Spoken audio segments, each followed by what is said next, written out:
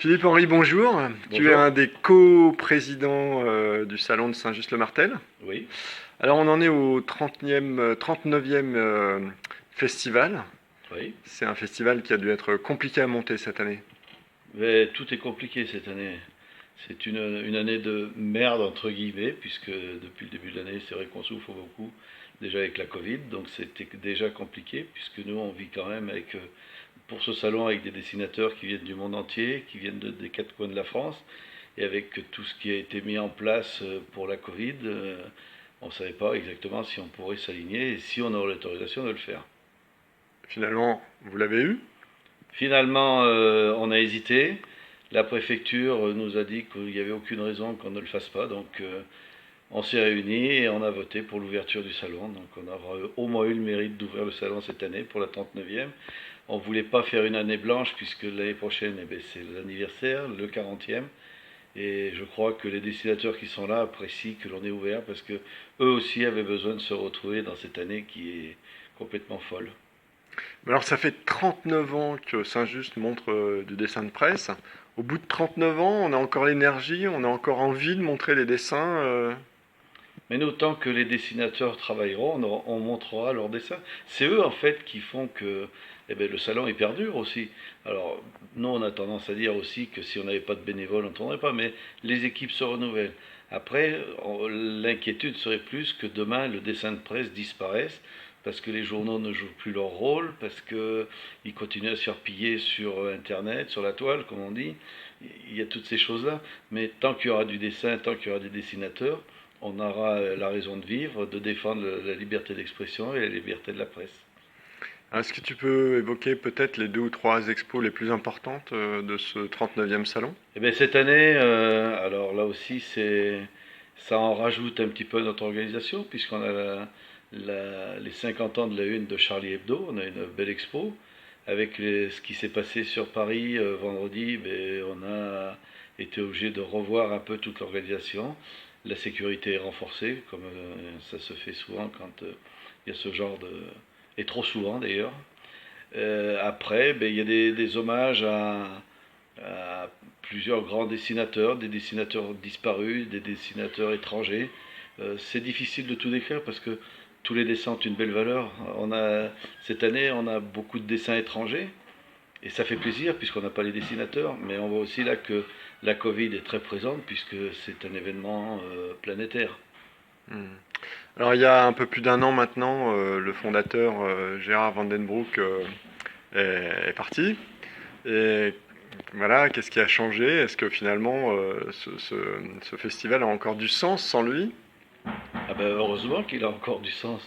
Et il a beaucoup de sens pour nous, puisqu'on poursuit ce que Gérard avait mis en place. Cet aspect bénévole, cet aspect d'avoir les dessinateurs hébergés chez l'habitant, cet aspect associatif que l'on veut garder. Alors, je suppose que tu vas me parler un petit peu de la future maison. Et dans ce cadre-là, nous, on a déjà dit que si Limoges et Saint-Just étaient associés, maintenant, si Saint-Just est associé à une autre ville, nous, ce que l'on souhaite et ce que l'on veut, c'est rester dans l'esprit qu'avait mis Gérard, c'est-à-dire l'esprit de bénévole, de façon à ce qu'on puisse continuer à avoir les dessinateurs hébergés chez l'habitant, à prendre nos repas ensemble. Il y a après des structures qui font qu'on a moins cette liberté et moins cette convivialité. Alors c'est toi qui parles en premier de la maison du dessin de presse. Il y a eu pas mal d'agitation cette année quand cette maison a été ressortie du chapeau. Saint-Just disant, avec des arguments, que la nouvelle maison du dessin de presse devait être naturellement à Saint-Just. Il y avait plusieurs villes sur les rangs. Comment tu vois ça, toi?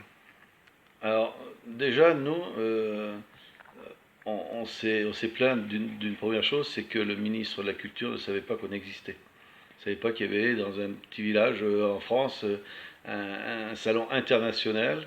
On accueille à l'heure actuelle, pas cette année parce que la Covid a fait son travail, mais à peu près 220 dessinateurs euh, sur 2 week-ends. Et le ministre de la Culture qui fait une annonce sans savoir que l'on existe, ça nous a quand même piqué au vif. D'où la montée la remontée qu'il a vue. Euh, Après réflexion, on lui en a voulu, et après réflexion, on s'est dit, après tout, l'ignorance a fait qu'on va nous connaître maintenant. Donc on s'est retrouvé un petit peu en première ligne. Tous les journaux sont venus nous voir, on a eu une bonne pub. Alors après, nous, le salon, on sait très bien qu'on est dans une petite commune, on sait très bien que ce sera difficile de jouer seul. Le Vincent Monadé, qui était le chargé de mission, est venu nous voir, il a vu ce qu'on était capable de faire et il s'est dit, ben, Saint-Just ne pourra pas ne pas être dans le futur projet. Les conditions donc seront à voir, c'est ce que je disais tout à l'heure, puisque nous on souhaite rester au niveau associatif. Plusieurs villes avaient fait leur mise en avant un peu pour récupérer cette maison du dessin de presse et satirique, comme ils l'ont appelé. Paris, Strasbourg, Bordeaux, Bordeaux qui avait été la plus virulente un petit peu par rapport à nous.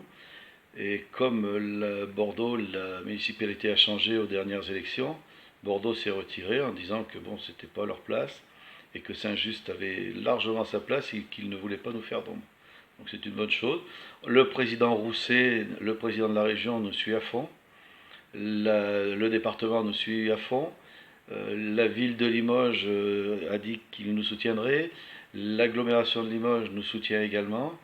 Donc on espère qu'avec tout ça, je sais qu'il y a un site qui a été proposé par le président de région sur Limoges qui pourrait convenir, parce que cette maison du dessin de presse et satirique, c'est aussi une école de dessin, c'est aussi un lieu d'accueil, c'est un lieu d'exposition, donc on peut très bien travailler ensemble. Maintenant, il reste que le choix reste au niveau de l'État et du gouvernement et au niveau de Roselyne Bachelot, la nouvelle ministre de la Culture. Ce sera le cadeau pour la 40e édition, peut-être, d'annoncer que la maison du dessin de presse et satirique sera à Saint-Just-Limoges. Alors, j'ai dit tout à l'heure qu'on était dans une année de merde. Si cette année de merde avait pu être le fait de l'annonce de Saint-Just comme lauréat, je crois que ça aurait porté un petit peu de bonheur dans cette année qui est quand même morose. Maintenant, si c'est en début d'année ou à un autre moment, on prendra et pourvu que ce soit avant le 40e et qu'on fête ça doublement. Eh ben, merci beaucoup.